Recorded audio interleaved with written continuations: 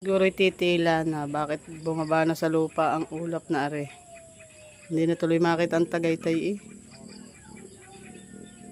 Tapos are oh, ang daming abukado. Hindi naman makuhat ka lalim ng gugulungan. Pag sinungkit naman, diretso sa lagnas ang abukado, hindi rin mapapakinabangan. Pag kami may herman pa ng sigpaw, yun, makakapanguha. Pero marami rin alin bunga. Kaya ang hindi pa makuha. Dinilaang naman ho ari sa likod ng aming bagong bahay. Ari Tagaytay na.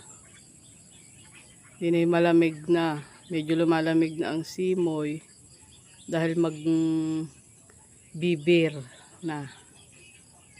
Yun lang. Maraming salamat po sa panonood. Konting share lang po. Ito hindi na makita yung dagat eh kasi may mga puno na. Langka at saka nara.